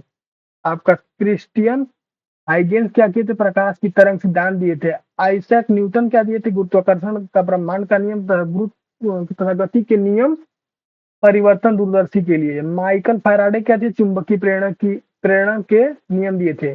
जेम्स क्लर्क मैक्सवेल क्या दिए थे, वैद्युत चुंबकीय सिद्धांत, प्रकाश वैद्युत चुंबकीय तरंगे। हैरिन रिच स्ट्रोप्स हार्म्स क्या दिए थे, वैद्युत चुंबकीय तरंगों का उत्पादन के लिए थे। डब्ल्यू के रोंटजन क्या दिए थे, एक्स किरणों का। पर्लब आइंस्टीन क्या दिए थे, प्रकाश वैद्युत प्रभाव की व्याख्या अपेक्षित सिद्धांत। पार ए मिल्कन क्या दिए थे, वैद्युतीय आवेश का मापन। रदरफोर्ड क्या दिए थे, परमाणु के नाभिकीय मॉडल। परमाणु का नील्स बोहर क्या दिए थे, हाइड्रोजन बम का क्वांटम मॉडल। नील्स बोहर का हाइड्रोजन बम का क्वांटम मॉडल है। रदरफोर्ड का क्या है, परमाणु का नाभिकीय मॉडल है। सीवी रमन क्या है, अणुओं द्वारा प्रकाश की असंगठीय प्रकीर्ण। लुइस विक्टर दे ब्रोगली क्या है, द्रव्य की द्रव्य की तरंग प्रकृति। ठीक है, ये देखिए इसमें आगे आपका है, ये दिया हुआ आपका, आगे आपका दिया हुआ क्या है, आगे आपका दिया हुआ एस एन बोस भारत जो है कि क्या है, स्थैतिक के लिए है। और पाउली क्या है, अपवर्जन का नियम कौन दिया, पाउली जी दिए, पाउली, बोलगेंग पाउली। ठीक है, अब आगे देखिए, मापन तथा त्रुटियों के बारे में पढ़ेंगे। मापन तथा त्रुटि के बारे में क्या है, मापन तथा त्रुटि के बारे में क्या है, किसी राशि के मापन तथा वास्तविक मापन के अंतर को जो है कि मापन की त्रुटि कहते हैं। मिलाने के कारण जो है त्रुटि समाप्त नहीं की जा सकती तथा इसे केवल नगण्य हो सकता है। ठीक है, इसमें विभेदन होता है, इसमें एक्यूरेसी होता है तथा परिशुद्धता होती है। इसमें तीन चीजें होती हैं, इसमें विभेदन होता है, इसमें जो है कि तीन चीजें होती है, विभेदन, यथार्थता और परिशुद्धता, यानी रिसोल्यूशन और एक्यूरेसी और प्रिसेंस। ठीक है, इसमें क्या होता है, विभेदन जो होता है, विभेदन से अभिक्रिया है कि किसी भी राशि का अल्पतमांक न्यूनतम पाठ्यांक जो कि यंत्रों द्वारा पढ़ा जा सकता है, पहला ये है। दूसरा इसमें दिया हुआ यथार्थता में क्या दे, किसी माप की यथार्थता से अभिप्राय है कि किसी राशि का मापिक मान उसके वास्तविक मान यानी ट्रू वैल्यू के कितना निकट है। परिशुद्धता का मतलब क्या होता है, किसी माप की परिशुद्धता तात्पर्य है कि वस्तु को किस विभेदन सीमा तक मापा गया है तथा अर्थात उसकी परिशुद्धता वह है जिससे किसी वस्तु के जो है कि किसी वस्तु के एक माप को उस वस्तु की अन्य मापों से निकटता प्रदर्शित करने के लिए प्रयोग किया जाता है। ठीक है, आप आगे देखिए, आगे क्या, त्रुटियों का वर्गीकरण दिया हुआ है। त्रुटियों का वर्गीकरण में क्या, त्रुटियों के वर्गीकरण में क्रमबद्ध त्रुटि, सिस्टमेटिक एरर, यानी वे ये त्रुटियां जो किसी एक दिशा धनात्मक या ऋणात्मक निर्धारित होती है, क्रमबद्ध त्रुटियां बोलते हैं। क्रमबद्ध त्रुटियां में इसमें इंस्ट्रूमेंटल त्रुटि क्या होता है, यानी आंतरिक त्रुटि जिसको बोलते हैं। वे त्रुटियां जो मापक यंत्र की अपूर्ण अभिकल्पना या त्रुटिपूर्ण अंशांकन के कारण होती है उसे यथार्थ त्रुटि बोलते हैं। ठीक है, प्रयोगात्मक या तकनीकी कार्य विधि से अपूर्णता वाली जो होता है, जैसे प्रयोगात्मक के दौरान बाह्य प्रतिबंधों, ताप, आर्द्रता आदि क्रमबद्ध परिवर्तन, ताप मापन, अनुसूचित अनुचित तकनीकी क्रमबद्ध त्रुटियों के अंतर्गत आते हैं। व्यक्तिगत त्रुटि का होता है, ये त्रुटियां उपकरण की अनुचित सेटिंग तथा प्रेक्षण के दौरान व्यक्तिगत लापरवाही के कारण होता है, व्यक्तिगत लापरवाही के कारण होता है, समझ रहे हैं। और इसके बाद आपका होता है, ये होता है ये आच्छादित त्रुटि यानी रैंडम एरर। रैंडम एरर होता है मापन में अनियमित रूप से होने वाली त्रुटि को जो है कि रैंडम एरर बोलते हैं। यह त्रुटियां घटकों के एक्सटर्नल फर्क जैसे तापमान, ताप हो जाए, दाब होता है, वायु आर्द्रता आदि उत्पन्न होने के कारण ऐसा होता है। ठीक है, वे त्रुटियां जो कि वे त्रुटि चिन्ह जहां परिमाण में यच्छादित यानी कि रैंडम होती है, इस प्रकार की त्रुटियां अनेक प्रकार के माध्यम का माध्यम ज्ञात कर किया जा सकता है। अब अगला आप देखिए, अगला आपका क्या है, लिस्ट जो होता है, लिस्ट अल्पतमांक त्रुटियां, यानी इसको कैसे बोलते हैं, इसको जैसे बोलते हैं, देखिए आप आगे देखिए इसमें, किसी यंत्र, इसमें दिया किसी मापक यंत्र द्वारा मापा जा सकने वाला छोटे से छोटा मान उस मापक यंत्र का अल्पतमांक कहलाता है, यानी लिस्ट काउंट बोलते हैं, यानी जिससे कि मिनिमम से मिनिमम कितना मापा जा सकता है उसकी अल्पतमांक बोलते हैं। किसी मापक यंत्र द्वारा सभी पाठ्यांकों को मापित करके अल्पतमांक तक नहीं ही सही होते हैं। पाठ्यांक का मापित मान उसके अल्पतमांक तक ही सही, यानी मिनिमम से मिनिमम कितना उसको माप सकते हैं। अल्पतमांक त्रुटि एक ऐसी त्रुटि है जो मापक यंत्र के विभेदन के संबंध में अधिक परिशुद्धता यानी और मापन यंत्रों का प्रयोग करके प्रायोगिक तकनीकियों में सुधार आदि द्वारा अल्पतमांक त्रुटि को कम कर सकते हैं। जैसे उदाहरण के लिए साधारण पैमाने में अल्पतमांक का मान कितना 0.1 सेमी है, वर्नियर कैलिपर्स में 0.01 सेमी तथा स्क्रू गेज में 0.001 सेंटीमीटर है। यानी पैमाने का अल्पतमांक क्या है 0.1, वर्नियर में आप इसको देखेंगे 0.01 और आपका स्क्रू गेज में 0.001 सेंटीमीटर। यानी इस प्रकार की सभी त्रुटियों को शकल यानी ग्रास त्रुटियों के रूप में जाना जाता है, शकल त्रुटियों के रूप में जाना जाता है। यानी कहने का मतलब किसी का 0.1 सेंटीमीटर मेजर करता है, किसी 0.01 सेंटीमीटर मेजर करेगा, कोई 0.001 सेंटीमीटर तक मेजर करता है, यानी उसका अल्पतमांक उतना है, लिस्ट काउंट उतना है। ठीक है दोस्तों, अब आगे देखिए, आप आगे आपका मापन के गणितीय आकलन के आधार पर क्या है। मापन के गणितीय आकलन पे देखिए, मापन के गणितीय आकलन पे क्या है, निरपेक्ष त्रुटि। निरपेक्ष क्या होता है, एब्सोल्यूट एरर बोलते हैं। किसी भौतिक राशि को वास्तविक मान तथा मापिक मान का अंतर ही निरपेक्ष त्रुटि कहलाता है। यानी क्या है, किसी भौतिक राशि का वास्तविक मान और उसके वास्तविक मान और मापिक मान है जो मापेंगे वो, और जो उसका वास्तव में वो दोनों का अंतर ही निरपेक्ष त्रुटि बोलते हैं, इसको एब्सोल्यूट एरर बोलते हैं। माध्यम निरपेक्ष यानी माध्यम निरपेक्ष का मतलब क्या होता है, जैसे माध्य निरपेक्ष त्रुटि का बोलते हैं, मीन एब्सोल्यूट एरर बोलते हैं इसको। इसका मतलब हुए भौतिक राशि की निरपेक्ष त्रुटियों के परिमाणों के समांतर माध्य को भौतिक राशि को मापन की मध्य निरपेक्ष त्रुटि कहते हैं। इसे मापन में निरपेक्ष त्रुटि बोलते हैं। निरपेक्ष त्रुटि में प्रत्येक प्रक्षेपण का योग तथा प्रक्षेपणों की कुल संख्या, प्रक्षेपण का योग प्रक्षेपणों की कुल संख्या। ठीक है, आगे देखिए, अपेक्षित या भिन्नात्मक त्रुटि के बारे में देखेंगे।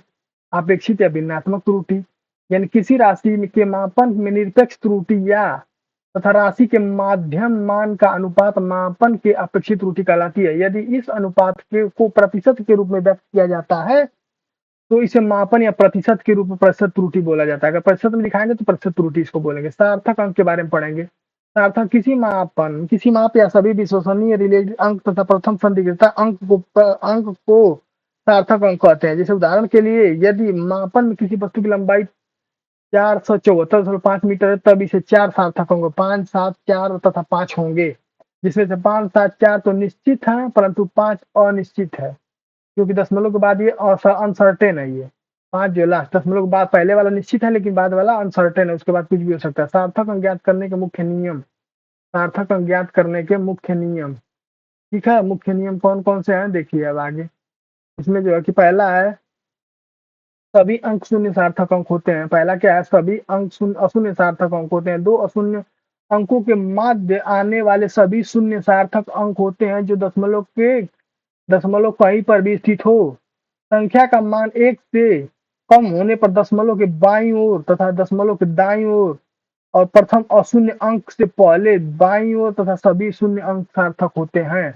यदि किसी संख्या में दशमलव नहीं है तथा अंतिम अशून्य अंक के दाईं ओर के शून्य सार्थक अंक नहीं होते हैं। ठीक है, यानी कहने का मतलब अगर कोई जो है किसी दशमलव के जो है किसी संख्या के दशमलव नहीं है तथा अंतिम अशून्य अंक के दाईं ओर शून्य सार्थक अंक नहीं होते हैं, कहने का मतलब है कोई जैसे 0, 2, 5, 6 लिखा है तो ये शून्य सार्थक अंक नहीं होगा, 2, 5, 6 ही सार्थक अंक होगा। ठीक है, आगे देखिए, किसी संख्या में दशमलव के बाद अंतिम शून्य अंक दाईं ओर सभी शून्य सार्थक अंक होते हैं। कहने का मतलब है कि जैसे 250 है ये सार्थक है, 2500 ये सार्थक है।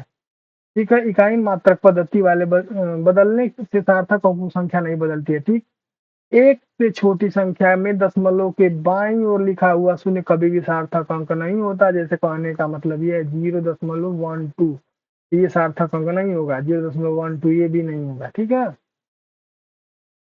एक से छोटी संख्या में दशमलव के बाईं ओर लिखा शून्य सार्थक अंक नहीं होता। यदि किसी भी संख्या में 10 की घात वाली संख्या का गुणा हो तो इसका प्रभाव सार्थक अंकों की संख्या पर नहीं पड़ता। कहने का मतलब ये है कि अगर कोई 10 गुणे, यानी कहने का मतलब है कोई 2 गुणे 10 की पावर 5 लिखा है तो ये 10 की पावर 5 ये सार्थक अंक नहीं है, सिर्फ सार्थक अंक 2 है। ठीक है, नेक्स्ट चलिए, ये है आपका, ठीक है। अब आगे देखिए, सार्थक अंकों संबंधी अंकीय क्रियाएं, ठीक है। इसमें क्या दिया हुआ है आपका, अंकीय संक्रियाएं के बारे में दिया हुआ, योग तथा अंतर, योग तथा अंतर दिया हुआ है, ठीक। योग तथा अंतर दिया हुआ है, योग तथा अंतर दिया हुआ, दूसरा गुणा तथा भाग दिया हुआ है। यदि राशियों के योग तथा अंतर से प्राप्त परिमाण में दशमलव बिंदु के अंकों की संख्या उतनी होगी जितनी प्रयुक्त राशियों में दशमलव के बिंदु के बाद की न्यूनतम अंक वाली राशि होती है। दूसरा, संख्याओं को गुणा अथवा भाग करने से प्राप्त परिमाण से केवल उतने ही सार्थक अंक होने चाहिए जितने की सबसे कम सार्थक अंक वाली मूल संख्या होती है, ठीक। यानी गुणा और भाग में आप दोनों समझ गए सार्थक अंक की संक्रियाओं के बारे में। अब हम आप कुछ जो है कि कुछ महत्वपूर्ण क्वेश्चन के बारे में देख लेते हैं, महत्वपूर्ण इस टॉपिक से रिलेटेड कुछ वस्तुनिष्ठ प्रश्न के बारे में थोड़ा सा देख लेते हैं, ठीक है। कुछ महत्वपूर्ण क्वेश्चनों के बारे में, ठीक। अब देखिए इसमें, जैसे इसमें आप देखिए पहला क्वेश्चन आपका दिया हुआ, निम्नलिखित में से कौन सा एक सदिश राशि, निम्नलिखित में कौन सा एक सदिश, निम्नलिखित में से कौन सा एक सदिश मात्रक नहीं है, सदिश मात्रक नहीं है, बताइए कौन सा है। आवेग, विस्थापन, बल, आघूर्ण, गति, ये कौन सा इसमें सदिश मात्रक नहीं है। ये सीजीएल 2017 क्वेश्चन है। निम्नलिखित में से कौन सा एक सदिश मात्रक नहीं है, ऐसा सीजीएल 2017 क्वेश्चन है।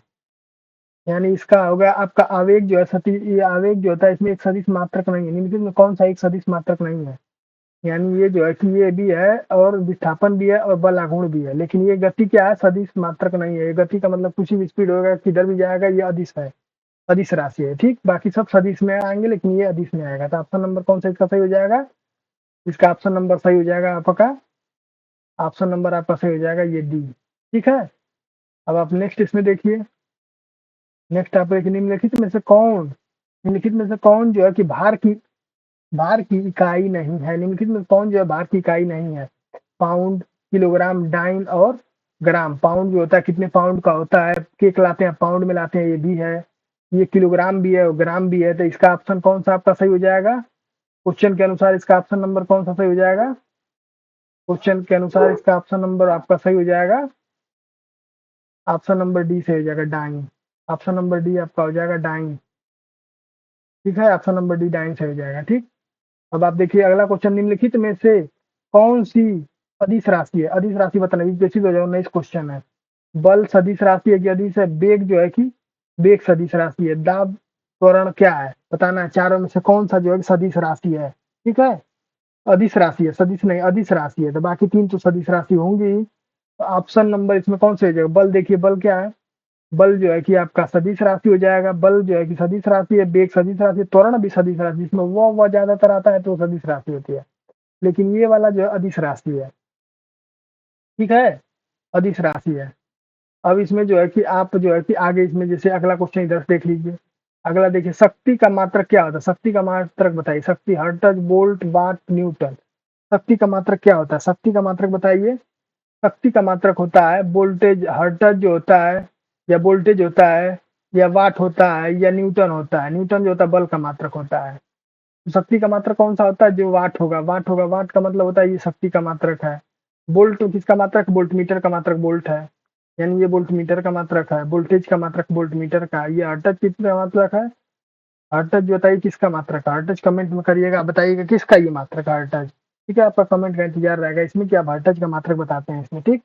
त्वरण का मात्रक बताइए, त्वरण का मात्रक क्या है, त्वरण का मात्रक, त्वरण बोलते हैं वेग परिवर्तन की दर को, वेग परिवर्तन की दर को त्वरण बोलते हैं। यानी वेग अपन समय जिसको बोलता है, वेग का मात्रक क्या होता है, वो समय का मात्रक होता है, मीटर पर सेकंड स्क्वायर होता है, मीटर पर सेकंड स्क्वायर। यानी ऑप्शन नंबर कौन सा हो जाएगा इसमें, इसमें ऑप्शन नंबर आपका हो जाएगा सी। पारसेक किसकी इकाई है, पारसेक किसकी इकाई है, समय की, दूरी की, प्रकाश की, चमक की, चुंबक की। पारसेक जो होता है दूरी की इकाई है, पारसेक किसकी इकाई है, दूरी की इकाई है। पारसेक किसकी इकाई है, दूरी की इकाई है। पारसेक किसकी इकाई है, दूरी की इकाई है। पारसेक किसकी इकाई है, दूरी की इकाई है।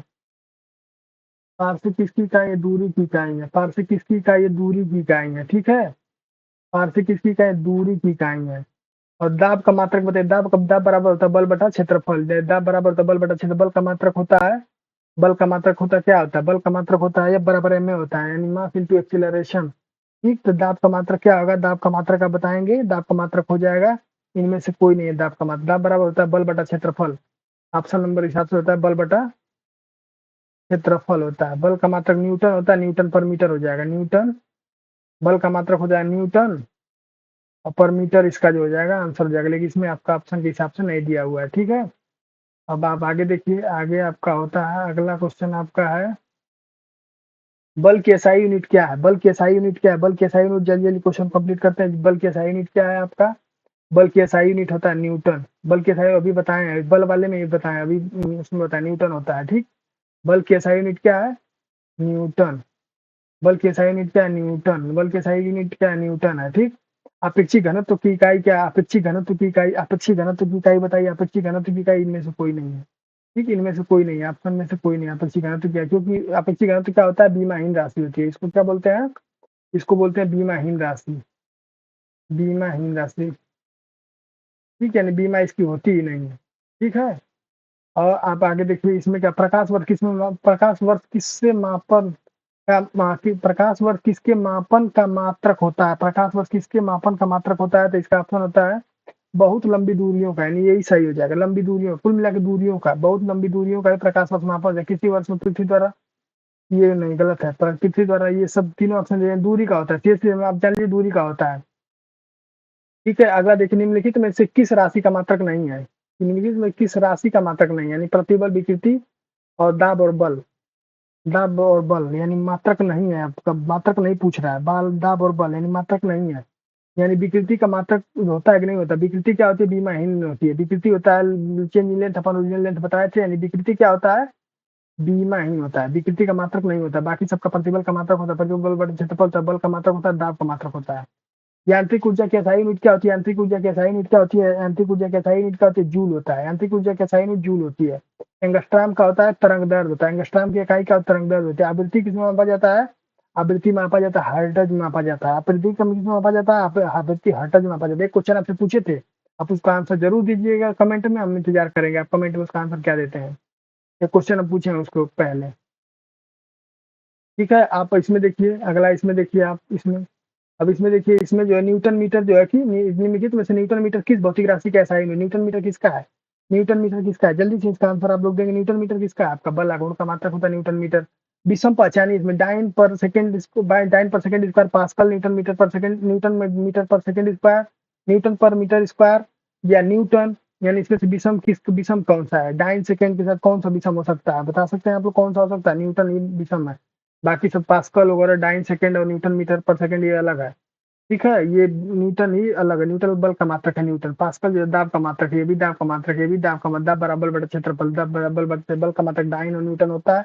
और क्षेत्रफल का सेमी स्क्वायर में भी ले सकते हैं और सेंटीमीटर स्क्वायर में भी ले सकते हैं। पास्कल भी दाब का मात्रक है, लेकिन ये किसका मात्रक है? ये आपका बल का मात्रक है, बल। बाकी तीनों किसके मात्रक है? बाकी ये तीनों किसके हैं? दाब के मात्रक है। ठीक है, अब आगे आप देखिए, आगे इसमें क्या निम्नलिखित में से किस युग्म का SI इकाई एक जैसी नहीं है? निम्नलिखित में किसकी इकाई एक जैसी नहीं है? आपको आंसर तुरंत देना पड़ेगा। आपका आंसर दीजिए, बल और दाब का एक जैसी नहीं है। निम्नलिखित में से कौन सा एक वायुमंडल की ओजोन परत की मोटाई नापने के लिए नापने वाली इकाई है? निम्नलिखित में से क्या है जो कि वायुमंडल की ओजोन परत की मोटाई को नापता है? वायुमंडल की ओजोन परत की, इसको डाप्सन में, डाप्सन में जानते हैं। इसकी यूनिट क्या होती है? डाप्सन होता है। इसको डाप्सन मेजर करते हैं। ठीक, इसको डाप्शन में मेजर करते हैं। ये पीसीएस 2000 का क्वेश्चन है। ठीक है, इसको डाप्शन में मेजर करते हैं। इसको डाप्शन में मेजर करते हैं। ठीक है, अब आगे देखिए, एक डाइन सीजीएस पद्धति में बल का मात्रक है किसके बराबर होता है? एक डाइन सीजीएस पद्धति में बल का मात्रक किसके बराबर होता है?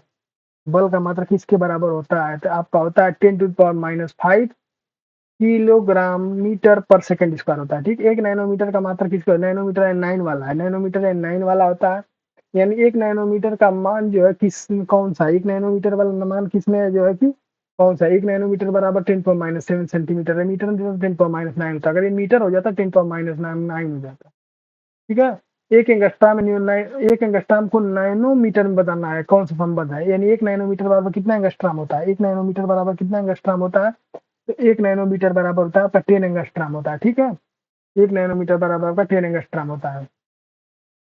ठीक है, अब आगे इसमें देखिए, आगे आगे जो है कि आपको सूची मिलान करना है। सूची मिलान करके बताइए दूरी का मात्रक क्या? दूरी किसका होता है? पदार्थ की मात्रा का मात्रक क्या होता है? पदार्थ की मात्रा का मात्रक आप जानते हैं, मोल होता है। विद्युत आवेश का मात्रक क्या होता है? यानी कूलाम होता है। ऊर्जा का मात्रक क्या होता है?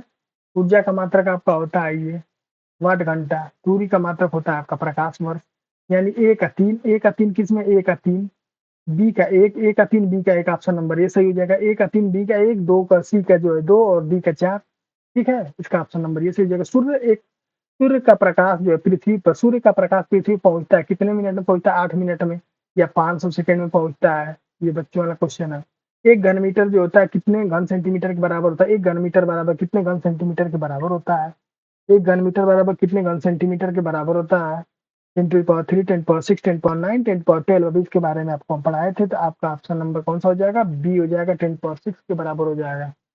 और 6 किलोग्राम, 6 किलोग्राम 5 ग्राम बराबर क्या होता है? 6 दशमलव, यानी 1 किलोग्राम में 1000 ग्राम होता है। 1000 जब डिवाइड करेंगे तो यानी दशमलव में लग जाएगा, 6.005 ग्राम हो जाएगा, यानी ऑप्शन नंबर सी हो जाएगा।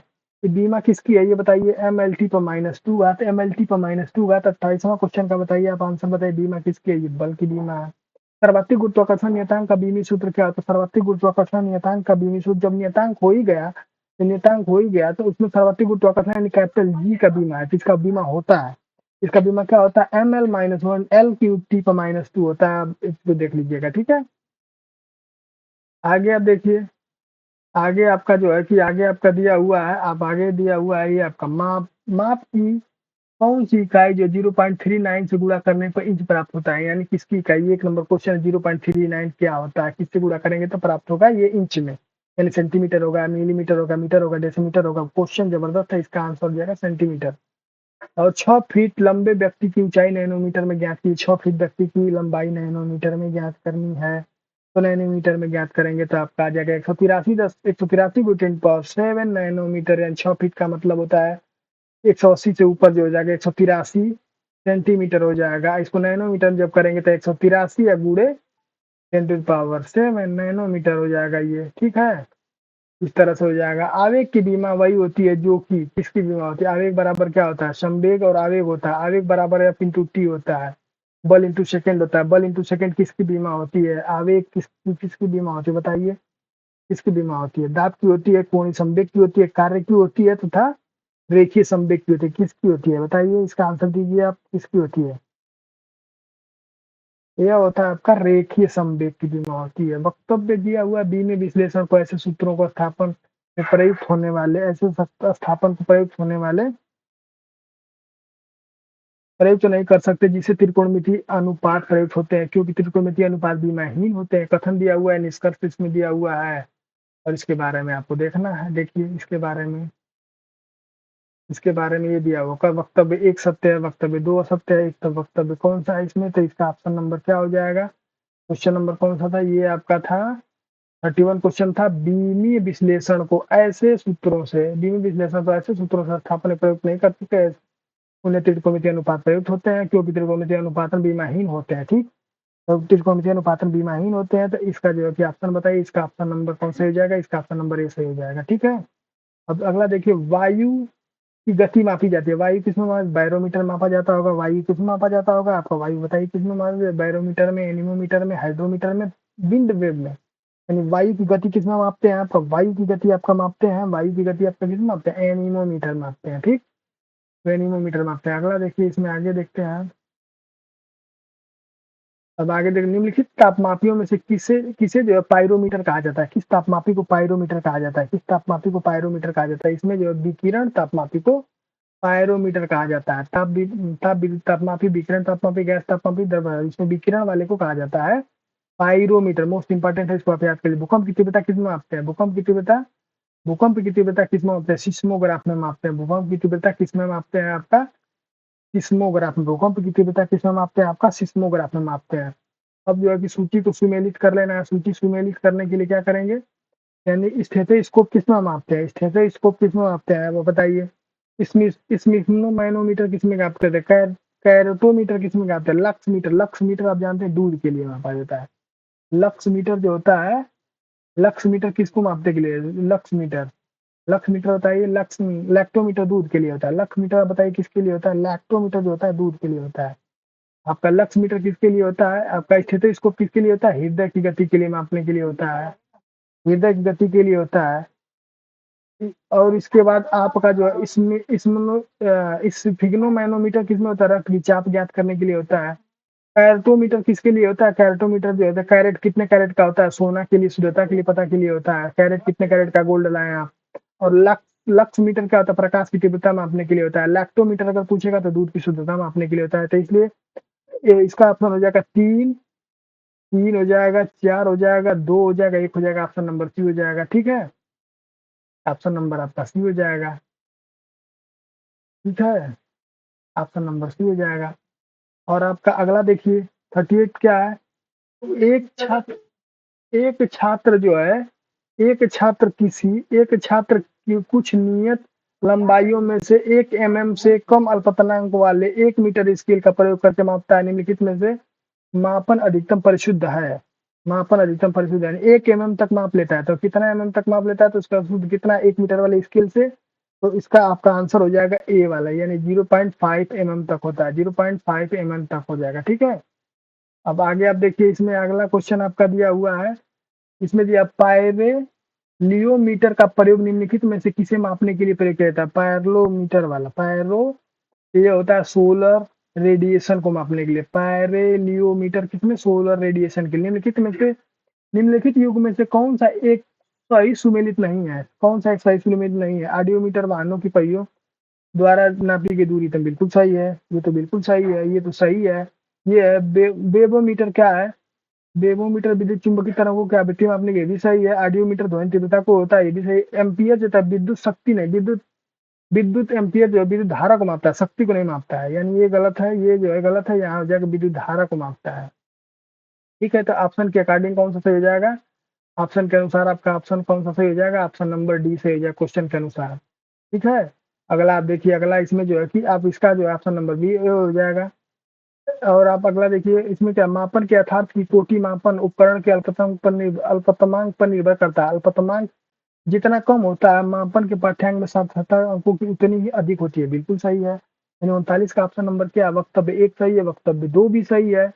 लेकिन जो है कि ये एक दूसरे का जो है कि स्पष्टीकरण नहीं कर रहे हैं। मापन यथार्थता की कोटि मापन उपकरण के अल्पतमांक में निर्भर करता है, ये जरूरी नहीं निर्भर करेगा, लेकिन ये जो दोनों सही है। ठीक है, ठीक है, तो आप इसको जो है कि सारे क्वेश्चन, यानी आप जो है कि आपको हम एमसीक्यू करा चुके हैं, एमसीक्यू पढ़ाए। चैप्टर नंबर 1 कंप्लीट हो गया आपका। चैप्टर नंबर 1 कंप्लीट हो गया, आप इसको एक बार रिवीजन कर लीजिएगा। एमसीक्यू करा दिए, 39 एमसीक्यू भी करा दिया आपका। और इसमें जो है कि आप लगातार इसमें बने रहिए। आपको हमारे चैप्टर के फिजिक्स का लाए हैं, केमिस्ट्री का लाएंगे, बायो का लाएंगे, एक ही चैप्टर करके आपको हम सब पढ़ाते जाएंगे। रेगुलर वे में आपको वीडियो मिलता जाएगा। आप हमारे चैनल को सब्सक्राइब करिए और आप बेल आइकन को दबाइए, और जो को भी कोई भी समस्या हो उसको जो है कि मैसेज कर दीजिए। ठीक है।